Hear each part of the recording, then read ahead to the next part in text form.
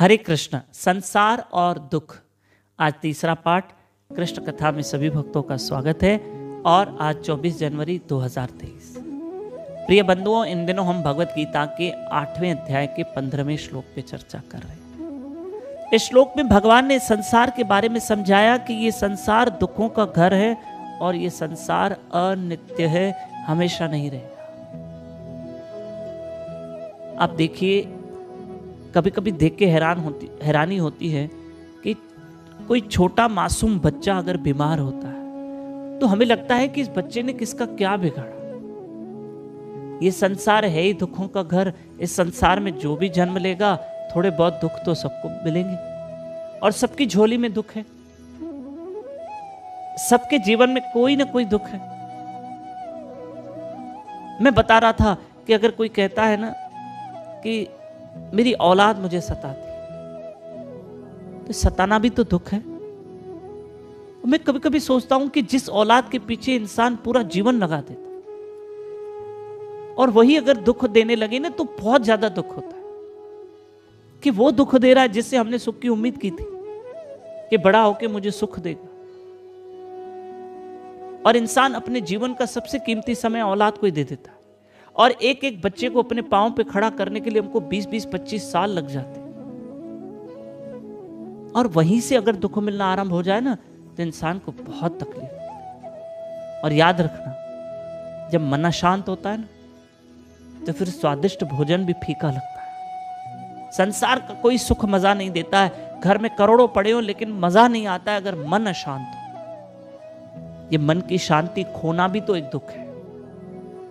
कई लोग हमसे मिलते हैं ना तो ऐसे कहते हैं, प्रभु जी मेरे घर में सब कुछ है, हमारे घर में किसी चीज की कमी नहीं है, पर प्रभु जी एक बात बताएं, शांति नहीं है। देखा, सब कुछ है पर शांति नहीं है। यानी इसका मतलब ये हुआ कि सब कुछ का जो मजा है हम ले नहीं पा रहे हैं क्योंकि मन में शांति नहीं। और उस मन की शांति के लिए तो हरि भजन करते हैं, उस मन की शांति के लिए तो हरि कथा सुनते हैं, सत्संग सुनते हैं, भगवान का नाम लेते हैं, है ना। एक महात्मा एक रास्ते से जा रहे थे तो एक जमींदार बैठा हुआ था। नौकर उसकी जमींदार की सेवा कर रहे थे। धनवान सेठ बैठा हुआ है। शिष्य महात्मा, उस महापुरुष के साथ एक शिष्य थे। उस शिष्य ने कहा, महाराज देखो देखो, वो व्यक्ति बड़ा सुखी दिख रहा है। नौकर उसकी सेवा कर रहे हैं, कोई पांव दबा रहा है, कोई पंखे चला रहा है, वो कोई पानी पिला रहा है। इसके बड़े लाड नखरे हैं, इसके तो बड़े ठाठ और बाट हैं सेठ के। क्या तो इसकी ठाठ बाट हैं सेठ के, बहुत सुखी दिख रहा है। तब महापुरुष ने कहा, महात्मा ने कहा, चलो उसी से पूछते। जैसे ही महात्मा उसके नजदीक गए तो वो धनवान सेठ, वो जमींदार उठ के खड़ा हो गया और महात्मा के चरणों में गिर गया और रोने लगा, महाराज मैं बहुत दुखी। क्या दुख है आपके जीवन में? कहा, मेरी औलाद मुझे सता रही है, मेरे घर में क्लेश है, मेरे घर में अशांति है, मुझे सुख नहीं है। देखा, सुख नहीं है क्योंकि मन की शांति चली गई है और औलाद अआज्ञाकारी है, कहना नहीं मानती है, तो इंसान के लिए यह भी बड़ा दुख होता है। तब महात्मा ने अपने शिष्य को समझाया कि ये सुखी दिख रहा है पर है। मैं फिर भी कहूंगा, क्योंकि कोई तन दुखी, कोई मन दुखी, कोई धन बिन रहे उदास, थोड़ा थोड़ा सब दुखी, सुखी हरि को दास।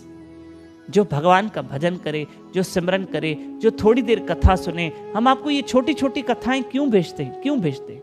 कि थोड़ी मन को शांति मिले, थोड़ा मन को धैर्य मिले। हाँ, हर इंसान के जीवन में कोई थोड़े बहुत छोटे मोटे दुख हैं, पर उस दुख से भी बचने का उपाय है ना, ये सत्संग, ये हरि कथा, ये हरि नाम, जो हमें दुखों को सहने की शक्ति देगा और हमारा जीवन शांतिमय होगा। और शांति होगी ना तो सूखा फुल्का भी स्वाद देगा, सूखी रोटी भी स्वाद देगी अगर मन शांत है। और अगर मन अशांत है ना तो ये तंदूरी रोटी भी मजा नहीं देगी। इसलिए मैं रोज कहता हूं, मेरे साथ उठ के भजन करो ना। सुबह उठो 5 बजे से लेकर 6 बजे अर्ली मॉर्निंग में यूट्यूब चैनल दामोदर दास पे लाइव रहकर मेरे साथ जप करो और हरि कथा सुनो। हरे कृष्ण कृष्ण कृष्ण हरि हरि, हरे राम राम राम हरे हरे।